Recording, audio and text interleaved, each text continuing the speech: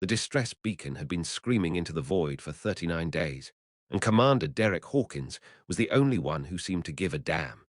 He stood in the briefing room of the Thunderhawk, arms crossed, jaw tight as he watched the holographic recording for the fifth time.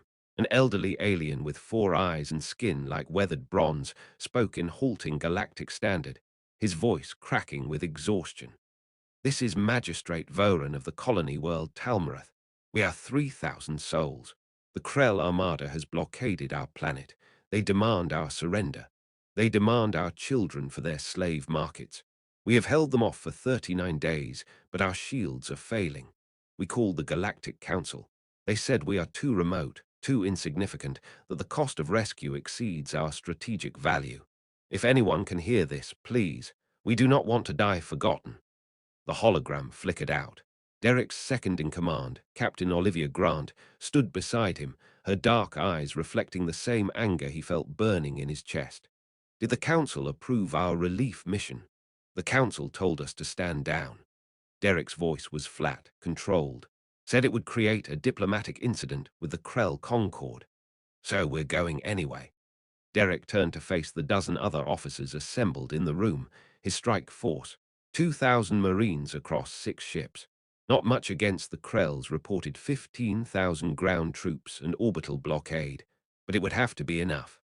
"Listen up. In approximately 4 hours, we will drop out of faster-than-light travel at the edge of the Talmarath system. Intelligence suggests the Krell have 12 capital ships in orbit and a full invasion force on the ground. Their shields are holding the colonists in an ancient fortress while they starve them out."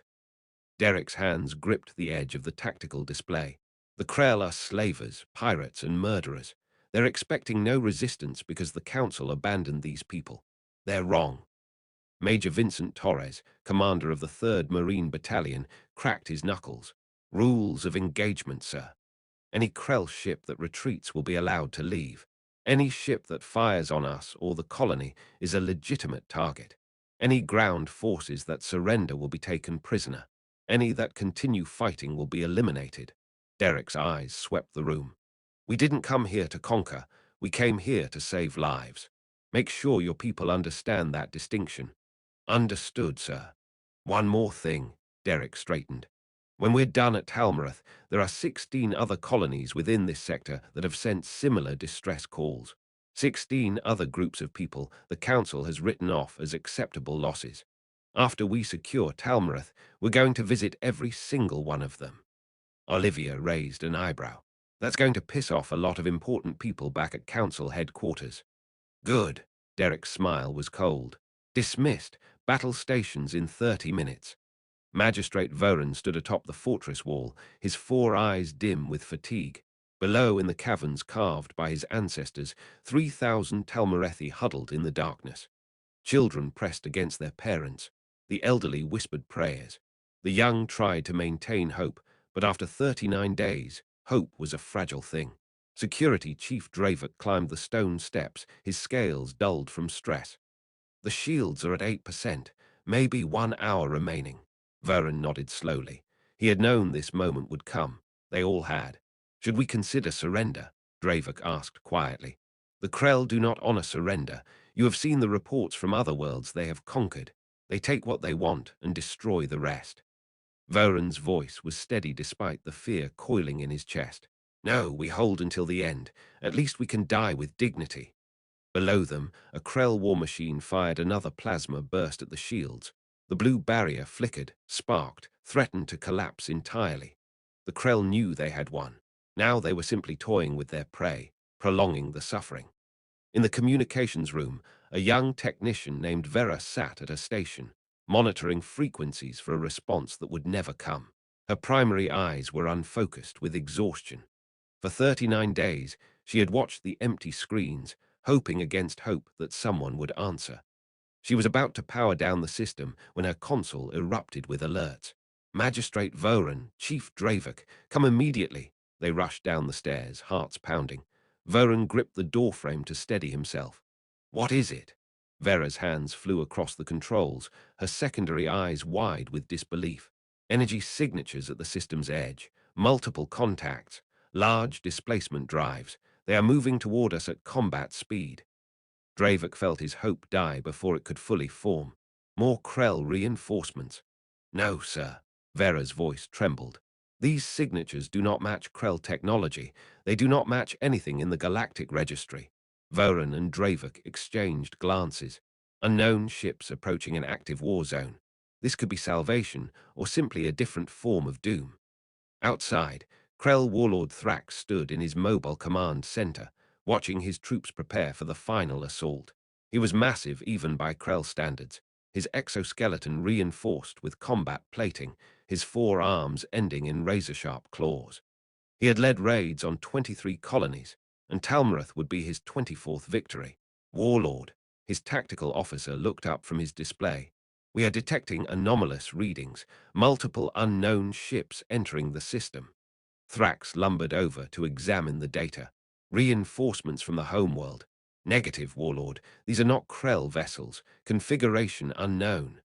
For the first time in his long career, Thrax felt a whisper of unease, but he crushed it beneath his pride. He was Krell. He was a conqueror. What did he have to fear? The Thunderhawk dropped out of FTL along with 5 sister ships, and Derek immediately took in the tactical situation. 12 Krell capital ships in geosynchronous orbit above the colony. Ground forces surrounding an ancient fortress. Shield barrier on the verge of collapse. All ships, combat spread formation. Target their orbital assets first. Fighter screens launch immediately. Derek's hands moved across his command console. Communications, broadcast on all frequencies. The communications officer nodded. Channel open, sir. Derek leaned forward, his voice carrying the weight of absolute authority. Krell forces, this is Commander Derek Hawkins of the Terran Defense Fleet, carrier Thunderhawk. You are hereby ordered to cease all hostile actions against the colony of Talmarath immediately. Surrender now or be destroyed. Silence answered him for 3 heartbeats. Then the Krell fleet opened fire. All ships, weapons free. Show them why they should have listened. The battle was brutally efficient. Terran rail guns punched through Krell armor like tissue paper. Missile swarms overwhelmed their point defense systems. The human ships moved with a grace and precision that the ponderous Krell dreadnoughts could not match. One Krell battleship exploded in a cascade of fire, then another, then 3 more in rapid succession. On the fortress wall, every Talmarethi stood frozen in awe. The mighty Krell fleet that had terrorized them for 39 days was being systematically destroyed. Voran's secondary eyes leaked tears. Someone came. After everyone abandoned us, someone actually came. But who? Dravik whispered. The answer came through their communication system, a strong male voice speaking through their translation matrix. Talmarath Colony, this is the Terran Defense Fleet. We received your distress call. We are here to help. Prepare for ground forces insertion. Terran. Voran repeated the word like a prayer. Earth. I have heard of this world in the old databases. They are not part of the Council. They are considered too primitive, too isolated to matter. They matter now, Dravik breathed. In orbit, the last Krell ships attempted to flee. Derek let them go, focusing instead on the ground situation. All Marine units, commence drop sequence. Objective is to establish a security perimeter around the fortress and evacuate all civilians to safety. Rules of engagement are in effect. Good luck. Major Vincent Torres checked his drop pod seals one final time, his pulse steady despite what was coming. Around him in the bay, 200 Marines performed their own pre-flight rituals. Some prayed, some checked their weapons, some simply breathed and centered themselves. Vincent had done this 19 times before. It never got easier. Listen up, his voice carried through the bay. We have 3,000 civilians down there who have been under siege for 39 days. They have held on through hell, waiting for help that everyone told them would never come. Well, they were wrong. We are that help, and we are going to show the Krell what happens when they mess with the defenseless. Questions. How many Krell on the ground? Someone called out. Approximately 15,000 plus armor support. A young Marine named Tommy Fletcher grinned. So we are outnumbered, just the way I like it. Nervous laughter rippled through the bay, cutting the tension. Vincent smiled beneath his helmet. Damn right. Now let's go save some lives. The drop pods launched in waves, hundreds of them streaking down through the atmosphere like falling stars. Each one carried a fully armed Marine in powered combat armor, equipped with enough firepower to level a building. Warlord Thrax slowed his fleeing command center at a safe distance to observe what was happening. He watched drop pods descend toward the surface. His fleet was destroyed. Now his ground forces were being engaged from this unknown species. The first pods impacted with earth-shaking force. Explosive bolts blew the hatches open, and Terran Marines emerged into a war zone. Vincent hit the ground running, his armor's sensors painting hostile targets in red across his helmet display. A Krell warrior charged him, all four arms wielding serrated blades. Vincent sidestepped, brought his rifle up, and put 3 rounds through the creature's center mass. It dropped like a puppet with cut strings. "Contact left," Tommy shouted, laying down suppressive fire as more Krell rushed their position. "Second squad, flank right. Third squad, secure that ridge line." Vincent's orders were crisp, precise. "We need a clear corridor to the fortress." The Marines advanced like a precision instrument. When one fire team reloaded, another provided cover. When one squad encountered resistance, another flanked the position. It was beautiful, deadly choreography, honed by years of training and combat experience. The Krell fought with savage fury, but fury could not match discipline and superior technology. For every Marine that fell back wounded, 10 Krell collapsed and did not rise again. Vincent reached the fortress gates, where Krell forces had erected barricades. "Tommy, clear those obstacles." "On it, boss." Tommy planted shaped charges with practiced ease, then sprinted back to cover. "Fire in the hole." The explosion tore the barricades apart, opening a path. Vincent removed his helmet, wanting the colonists to see his face when they met. Behind the gates, he could see figures huddling in the shadows, afraid to hope this was real. "Talmrath Colony, my name is Major Vincent Torres, Terran Marines. We heard your distress call. We are here to get you to safety." An elderly alien with 4 eyes and bronze skin shuffled forward, moving as if each step cost him dearly. Tears streamed down his weathered face. "You came. The council said no one would come. They said we did not matter." Vincent felt something twist in his chest. "You matter, sir. Every life matters. Now please gather your people. We need to move you to a secure area while we finish dealing with the Krell." Behind Vincent, Marines established a defensive perimeter. Medics rushed forward to assist the wounded and malnourished colonists. Children clung to their parents, too shocked to cry. Dr. Rachel Kim knelt beside a Talmarethi child no older than 8, her 6 limbs trembling with malnutrition. "Hey there, sweetheart. My name is Rachel. I am here to help you feel better." The child's translator device rendered her words into something the little one could understand. Those 4 eyes blinked up at Rachel with confusion and tentative hope. "You are from Earth." "That's right, from a planet very far away." Rachel unwrapped the filthy bandage on the child's arm, revealing an infected wound. "This looks painful, but I have medicine that will make it better." "Is that okay?" The child nodded, and Rachel set to work. Across the evacuation zone, similar scenes played out. Marines distributed food and water.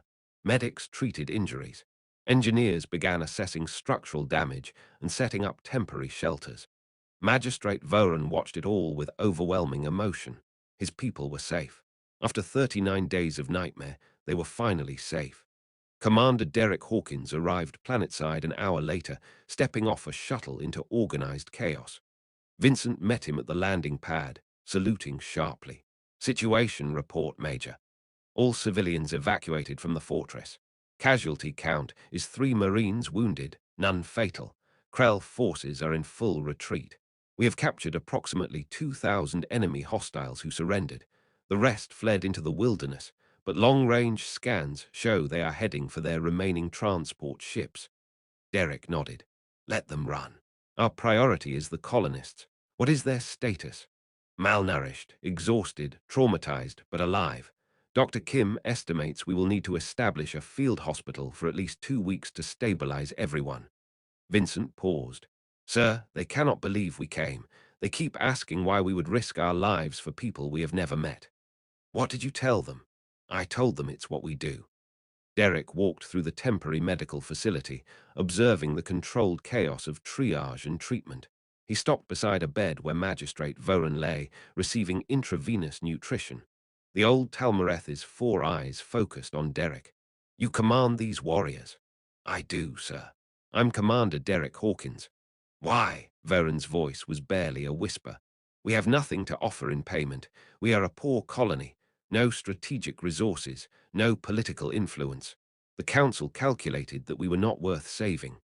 Derek pulled up a chair and sat so he was at eye level with the magistrate. "Sir, where I come from, we do not calculate the worth of lives.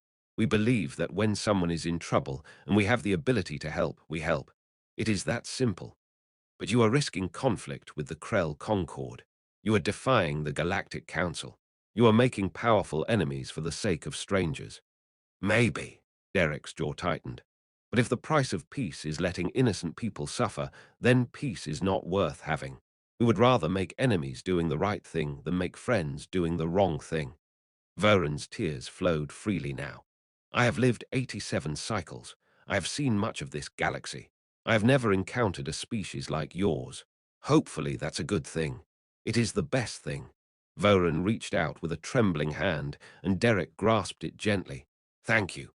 Thank you for proving that there is still goodness among the stars." 3 days after the battle, Derek stood in the Thunderhawks command center, reviewing reports from across the sector. 16 other colonies had sent distress calls similar to Talmareth's. 16 other groups of people abandoned by the council. Olivia entered, carrying a data pad. "We just received a transmission from the Galactic Council. Councillor Kellix demands we withdraw from this sector immediately and cease all unauthorized military operations." "Unauthorized by whose authority?" "Theirs, apparently. They are claiming we violated 17 different interstellar treaties by engaging Krell forces." Derek's laugh was bitter. "So defending civilians from slavers is illegal, but abandoning them to die is perfectly acceptable. What a wonderful system they have built." "There is more." Olivia's expression was grim. 8 colonies within this sector have formally requested to join Earth in a mutual defense pact. They are calling it the Free Worlds Alliance. They want protection, but they also want to learn to defend themselves. Derek was silent for a long moment. This was bigger than a rescue mission now. This was the foundation of something that could reshape galactic politics. "What does Fleet Command say?" "Admiral Peterson gave us discretionary authority to establish permanent security arrangements with any willing partners. The brass back home are backing us completely." "Then we accept. Draft an alliance charter. Basic principles, mutual defense, shared resources, no member world abandoned." "And Olivia, make sure every member understands that this is not about Earth controlling them. This is about all of us standing together, so none of us ever have to stand alone." "Yes, sir." On Talmareth, Magistrate Voran called an assembly of the entire colony. 3,000 Talmarethi gathered in the rebuilt Central Plaza, along with a full battalion of Terran Marines who had remained to provide security. Voran's voice, amplified by speaker systems, carried across the crowd. 39 days ago, we thought we would die. We called for help, and the galaxy said no. We prepared to face our end with whatever dignity we could muster. He paused, his 4 eyes sweeping across the faces before him. Then warriors fell from the sky. Humans from Earth came to our rescue, asking nothing in return. They fought for us. They bled for us. They stood between us and annihilation. The crowd erupted in cheers. Voran raised his hands for silence. "Today, I announce that Talmareth formally joins the Free Worlds Alliance. We will stand with Earth and all others who believe that every life matters, that no call for help should go unanswered, that the strong have a duty to protect the weak." Major Vincent Torres stood at the edge of the plaza, watching the celebration. Dr. Rachel Kim joined him, her medical coat stained from a long shift in the hospital. "How many colonies have joined the alliance now?" she asked. 23 as of this morning. More are requesting information every day. The council must be losing their minds." Vincent smiled. "Good. Maybe they will start actually helping people instead of just managing them." Rachel watched a group of Talmarethi children playing with human children from the marine families who had arrived with the support ships. The youngsters did not care about species differences, they just saw friends. Do you think this can last? Rachel asked quietly. This alliance, this idea that we can actually make a difference. I think, Vincent said carefully, that for the first time in a long time, people have hope. Real hope. Not just trust in distant politicians, but faith in each other. That is powerful. That is worth fighting for. 6 months later, the Free Worlds Alliance had grown to include 87 member worlds. The Galactic Council had issued 14 formal condemnations. The Krell Concord had attempted 2 more raids on Alliance territory and been repelled both times with heavy losses. Commander Derek Hawkins stood on Talmarath's rebuilt fortress wall, the same wall where Magistrate Voren had once stood waiting to die. Now it overlooked a thriving colony, rebuilt and reinforced with Alliance support. Voren joined him, moving with renewed vigor now that proper nutrition and medical care had restored his health. I wanted to show you something. He led Derek to a newly constructed monument in the plaza. It was a towering structure of crystal and metal, catching the light of Talmarath's sun and refracting it in brilliant colors. Inscribed on the base in both Talmarethi script and English were simple words. When the stars went silent, Earth spoke. When the galaxy turned away, humanity came running. To those who answered the call, you have our eternal gratitude. Derek felt a tightness in his throat. It is beautiful. It is truth. Voren placed a hand on Derek's shoulder. You changed everything, Commander. Not just for Talmarath, but for countless worlds. You proved that one person choosing to do the right thing can start a revolution. Derek looked out across the colony, seeing humans and aliens working side by side, building something better than what had been before. We just did what anyone should have done. Perhaps, Voren said gently, but you were the only ones who actually did it. That is what makes all the difference. That evening, Derek received a transmission from Earth. Admiral Peterson's face filled the screen, his expression serious but pleased. Commander Hawkins, the President wanted me to convey her personal congratulations. The Free Worlds Alliance is being hailed as humanity's greatest diplomatic achievement. Thank you, sir, but this is not about achievement. It is about doing what is right. I know. That is exactly why it matters. Peterson leaned back in his chair. Derek, we have been monitoring council communications. There is a faction within their assembly pushing for reforms. They are arguing that the council's failure to respond to distress calls created the conditions for the alliance to form. Some are even suggesting Earth should be offered full council membership. Derek's expression hardened. Will we accept? That depends on their terms. If they expect us to start abandoning people the way they do, then no. But if they are genuinely willing to change their approach, to prioritize lives over politics, then maybe we can work together. And if they refuse to change, then the alliance continues to grow, and eventually we will become large enough that they cannot ignore us. Peterson's smile was sharp. Either way, Derek, you have started something that cannot be stopped. The question now is whether the council will adapt or become irrelevant. After the transmission ended, Derek walked through the Talmarethi settlement one last time before departing. He passed the school where children of a dozen species learn together. He passed the hospital where Dr. Kim and her team continued treating patients. He passed the training grounds where Talmarethi security forces drilled alongside human instructors, learning to defend their own world. At the spaceport, Major Vincent Torres waited beside the shuttle. Ready to head home, sir? Almost. Derek turned to look back at the colony one more time. Lights were coming on as evening fell, warm and welcoming against the darkening sky. Vincent, when we first heard that distress call, did you think we would end up here? Building an alliance, challenging the council, changing the entire political landscape? Vincent considered the question carefully. No, sir. I thought we would save some lives, piss off some politicians, and probably get reprimanded. I definitely did not expect to start a revolution. Neither did I, Derek smiled. Funny how doing the right thing can be so disruptive. Is that what we are calling it now? Disruptive?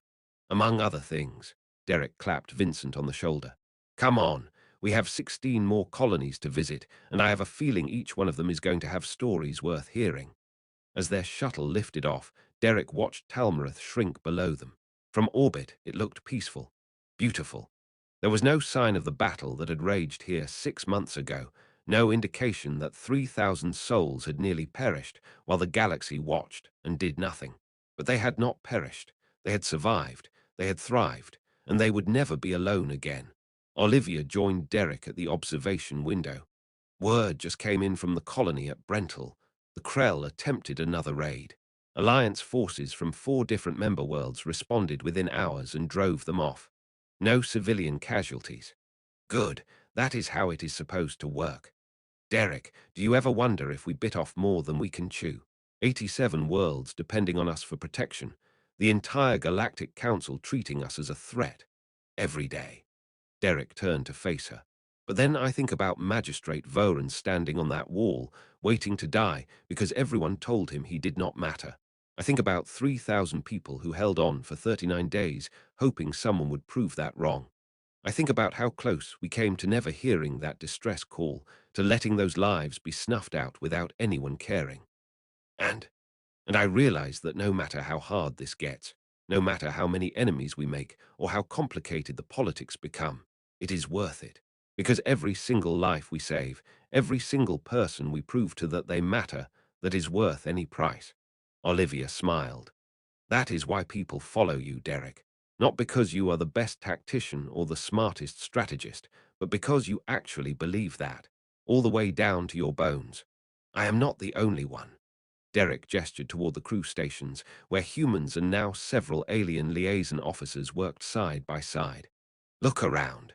Everyone here believes it. That is the real strength of the Alliance.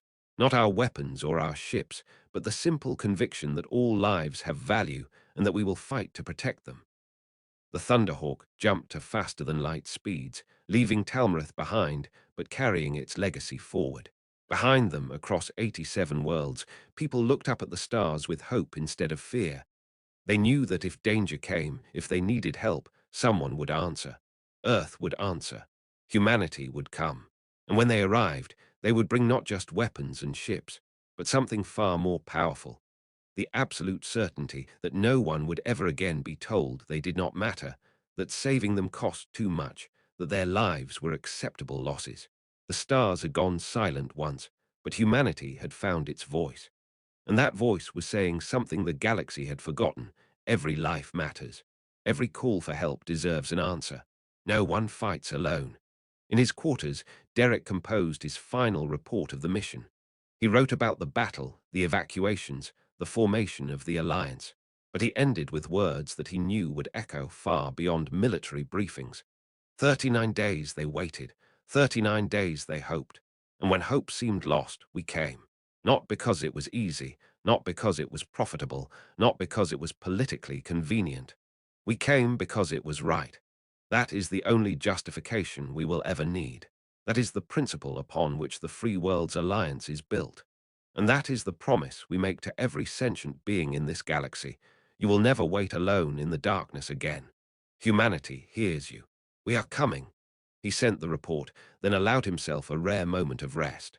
Tomorrow would bring new challenges, new colonies needing help, new threats to face.